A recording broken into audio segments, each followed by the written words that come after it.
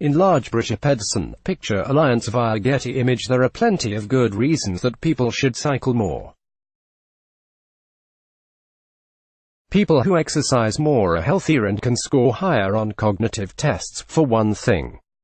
And replacing short car trips with journeys by bike or on foot is probably a good thing if we want to try to deal with this whole climate change thing.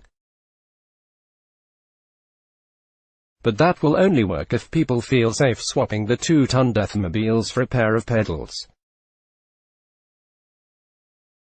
And it may well mean providing cyclists with bike lanes protected from vehicle traffic with more than a coat of paint.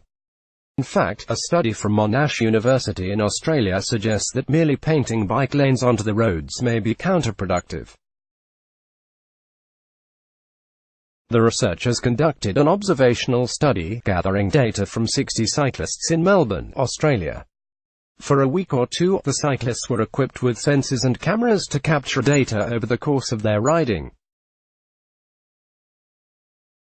GNSS satellite navigation was used for location. Ultrasonic sensors measured the passing distances of objects as the cyclists rode, and cameras allowed the researchers to classify passing events. Was the bicycle passed by a vehicle? Did the pass happen while the cyclist was in a bike lane? And so on. Over the study period between April and August 2017, there were 422 trips covering a total of 3,294 miles, 5,302 kilometers, 91% of which were on road. Across the entire data set, the researchers identified 18,527 instances where a vehicle overtook a cyclist. Of these, 1,085 happened with less than 39 inches 100 centimeters passing distance between bike and vehicle, a distance that's considered close under Australian law. The majority of passes occurred in areas with 37 miles per hour speed limits, 60 kilometers per hour, with an average passing distance of 75 inches 190 centimeters. But those distances were much closer in areas with lower limits, 66 inches 168 centimeters in 40 kilometers per hour zones, 67 inches 170 centimeters in 50 kilometers per hour zones. Somewhat worryingly, drivers were also more likely to get close at 60 inches 154 centimeters to cyclists when passing in 100 kilometers per hour 62 miles per hour zones.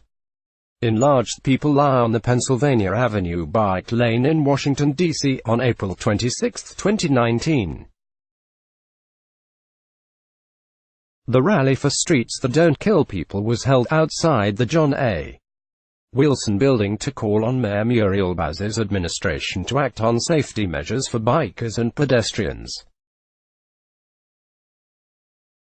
Tom Williams, CQ roll call. Getty Images and the roadscape appears to have an effect on how close drivers get to people on bikes. On average, cars left 10 inches 29 centimeters less room when cyclists were using painted cycle lanes, 12 inches 30 centimeters less room when there were rows of parked cars along the curbs, and 15.7 inches 40 centimeters less room when a road had both parked cars along the curb than a painted cycle lane. In other words, cars left cyclists the most room on stretches of road with no painted cycle lanes and no parked cars. We know that vehicles driving closely to cyclists increases how unsafe people feel when riding bikes and acts as a strong barrier to increasing cycling participation. Our results demonstrate that a single stripe of white paint does not provide a safe space for people who ride bikes, said Dr. Ben Beck, lead author of the study. Accident Analysis and Prevention, 2019. DOI 10.1016/J.R.2019.03.007 about DOIs. Let's block ads. Why?